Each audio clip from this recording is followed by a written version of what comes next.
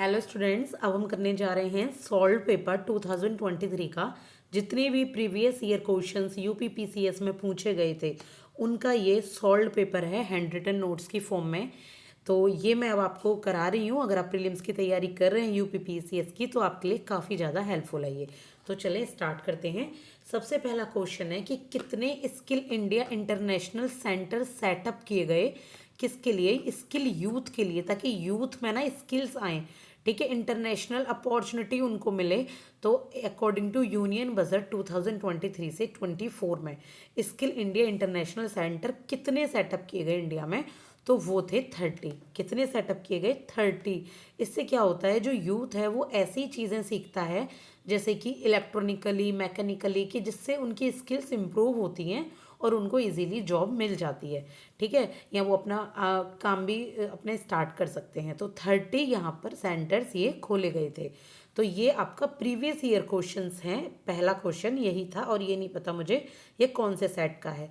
इसके बाद है leader of rebellion in Bareilly UP during 1857, कि 1857 में जो 1857 की क्रांति थी उसमें कौन थे लीडर रिवेलियन के? विद्रोह जो क्रांति के लीडर थे वो बरेली उत्तर प्रदेश से कौन थे? तो देखिए, बरेली उत्तर प्रदेश से जो रिवेलियन के लीडर थे वो थे खान बहादुर खान। कौन थे? खान बहादुर खान। इसके बाद है number 3, largest coal producing centre of Ukraine. Ukraine का लार्जेस्ट कोल प्रोड्यूसिंग सेंटर क्या है? तो लार्जेस्ट कोल प्रोड्यूसिंग सेंटर है यूक्रेन का डोनेट्स डोनबास। डोनेट्स डोनबास में सबसे ज़्यादा यूक्रेन का कोल प्रोड्यूस होता है और ये यूक्रेन के का ईस्टर्न रीजन में पड़ता है, ठीक है, ईस्ट साइड में पड़ता है। इसके बाद question number 4 is 2022 New Zealand passed world first law to ban smoking for next generation. तो इसका जो गोल है वो कब तक का है? 2022 में न्यूजीलैंड ने एक वर्ल्ड फर्स्ट लॉ पास किया बैन को, स्मोकिंग को बैन करने के लिए नेक्स्ट जनरेशन के लिए। तो ये गोल जो है इनका वो कब तक का है? तो ये गोल है 2025 तक का, कि ये बिल्कुल बैन कर देंगे, स्मोकिंग होगी ही नहीं न्यूजीलैंड में, ठीक है। तो ये आपके देखिए सिविल सर्विसेज के ही क्वेश्चन है यूपीपीसीएस के, और आपको काफ़ी ज़्यादा हेल्पफुल रहेंगे आपके एग्जाम्स में। आपको एक आइडिया लग रहा होगा कि किस तरीके के क्वेश्चन आते हैं और ये क्वेश्चंस रिपीट भी होते हैं। तो इस तरीके से मैं ये 15 क्वेश्चंस हैं अभी, तो मैं 15, उसके बाद 30 क्वेश्चन, उसके 45 क्वेश्चंस, तो जितने मेरे से पॉसिबल होंगे मैं इस तरीके से 2023 के सारे क्वेश्चन आपको करा दूंगी, और साथ के साथ मैं और भी प्रीवियस ईयर क्वेश्चंस लेकर आऊँगी सॉल्व फॉर्म में, ऐसे ही हैंड रिटन नोट्स के फॉर्म में। इसके बाद क्वेश्चन नंबर 5 क्या है कि जो पार्ट्स हैं ट्रिब्यूनल्स, कुछ पार्ट्स दिए गए हैं, तो ये कौन से पार्ट में क्या क्या आता है? तो ट्रिब्यूनल्स किस पार्ट में आते हैं? देखिए, जो ट्रिब्यूनल्स हैं वो 14A में आते हैं।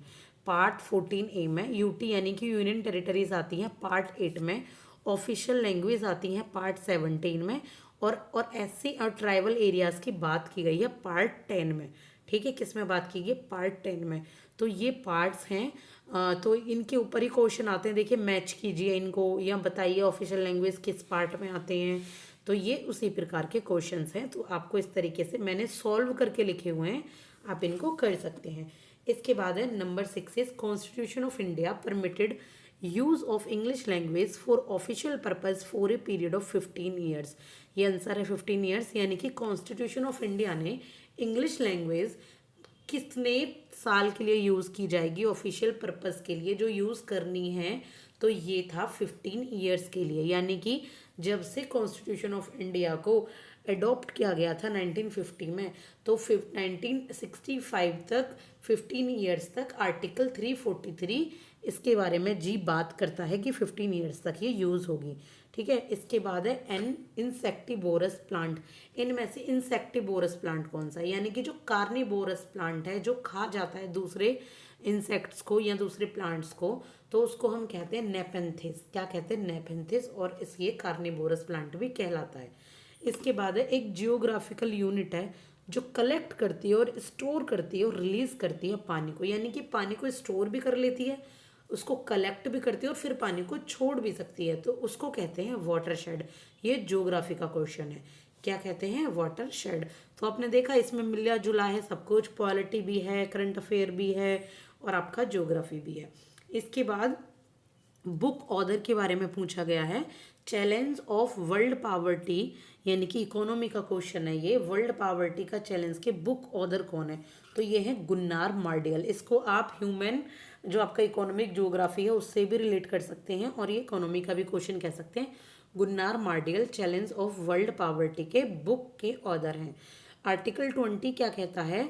आर्टिकल 20 बात करता है provision against self in discrimination. ठीक है, सबसे पहले गुन्नार मार्डेल को देखिए नोबेल प्राइज भी मिला था 1974 में, ये मिस हो गया था। तो इसको एक्स पोस्ट फैक्टो लॉ कहा जाता है। डबल जोपार्डिक क्लॉज इसमें आता है आर्टिकल 20 में। आर्टिकल 20 है अपने लिए, प्रोविज़न है अपने लिए आप सेल्फ इन डिस्क्रिमिनेशन का। इसके बाद है क्वेश्चन नंबर 11, मिलिंद पनाहो। एक मिलिंद पनाहो है डायलॉग जो कि है किसके बीच में? किंग मिलिंद और बुद्धिस्ट सेंट के बीच में। तो ये किसके बारे में है? तो ये और किसके बीच में ये की गई है? तो ये नागासेन और आपके किंग मिलिंद के बारे में है। ठीक है, किंग मिलिंद के बीच में ये आपकी क्या हुई थी? मिलिंद पनाहो एक डिस्कशन हुई थी। इसके बाद है question number 12, balancing need to use resources and conserve for future.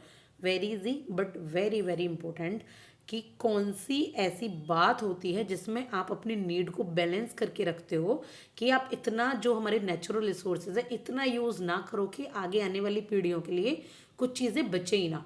यानी कि आप लकड़ी कितनी काट लो कि आगे आने वाली पीढ़ी ऑक्सीजन के लिए तरस जाए, पानी इतना यूज़ कर लो कि आगे आने वाली पीढ़ी पानी के लिए तरस जाए। तो ऐसा नहीं करना, उन नीड को बैलेंस करके रखना है। इनको हम क्या कहते हैं? इनको हम कहते हैं सस्टेनेबल डेवलपमेंट। और इन्हीं से रिलेटेड है सस्टेनेबल डेवलपमेंट गोल्स, जिसका नाम पहले था मिलेनियम डेवलपमेंट गोल्स। ये होते हैं 17।